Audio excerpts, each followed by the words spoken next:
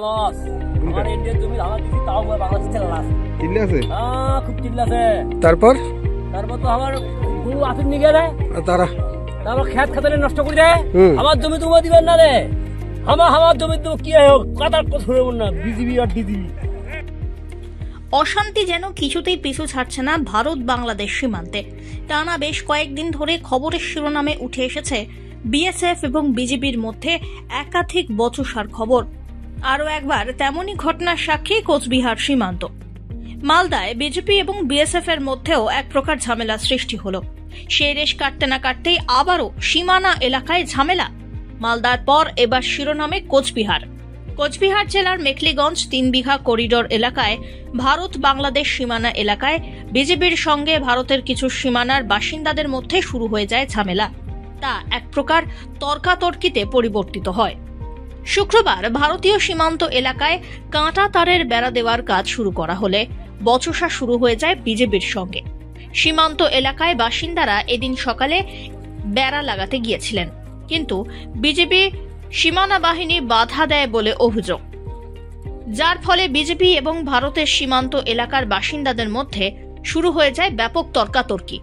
তবে এলাকার ভারতীয় সীমান্তের বাসিন্দারা বাধা উপেক্ষা করে কাজ চালিয়ে যান। এই এলাকার গ্রামবাসী, আমাদের গ্রামের নাম হচ্ছে 123 অন্দরান খড়খড়িয়া। তো দীর্ঘদিন ধরে আমরা দেখে আসছি, শুধু এই যে করিডোর বলে নয়, করিডোর তো 1992 সালে হয়েছিল।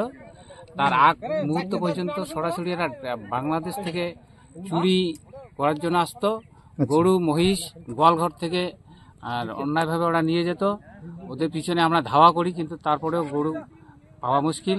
ওরা তিস্তা নদী হয়ে একদম সোজা চলে যায় বাংলাদেশ মূল ভূখণ্ডে। হ্যাঁ, তো এবার সেই 1992 সালে করিডোর হয়েছিল, তার আগ থেকে এই সমস্যা হয়েছিল।